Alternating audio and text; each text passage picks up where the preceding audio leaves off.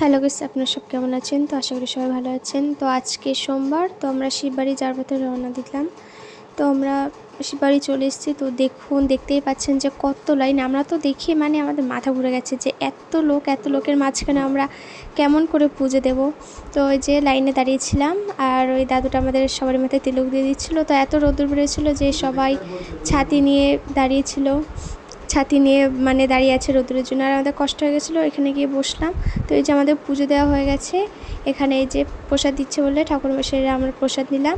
আর এদিকে দেখতেই পাচ্ছেন আশেপাশে কত সুন্দর ডিজাইন করা আছে শিব ঠাকুরের। তো আপনারাও আশা করি অনেকবার এসছেন এখানে। তো আমরা দেখতে এইদিকে ওই পাশে যে একটা গেট ছিল ওইখান থেকে এই যে নিচে নেমে যাচ্ছিলাম।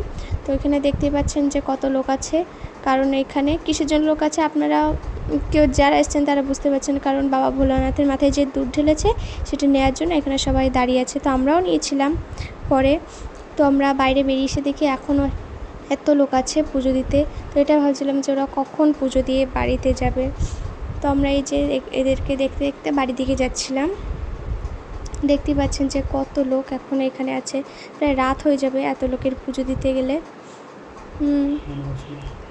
আর এই যে এখানে আরও অনেক লোক দাঁড়িয়েছিল। আর তো আমাদের পুজো দেওয়া হয়ে গেছিলো বলে আমরা একটু কিছু খেয়ে নিচ্ছিলাম এইদিকে। আর এখানে এই যে আমরা আইসক্রিম নিয়ে নিলাম। আর এইদিকে এই যে আমরা এখান থেকে পুজো লাইন দিতে যাচ্ছিলাম। তো আপনাদের কার কি মনের আশা আছে তারা এখানে বাবার কাছে এসে বলবেন, আশা করি নিশ্চয়ই পূরণ করবে। আর এইদিকে এই যে আমরা এখান থেকে চলে বাড়ি যাওয়ার পথে রওনা দিচ্ছি। আর এইদিকে অনেক দাদু দিদারা সব বসে আছে, কেউ গোপালের জামা নিয়ে, কেউ খেলনা নিয়ে ছোট বাচ্চাদের। আর এদিকে ফুলের সাজিয়ে নিয়ে অনেকেই বসে আছে।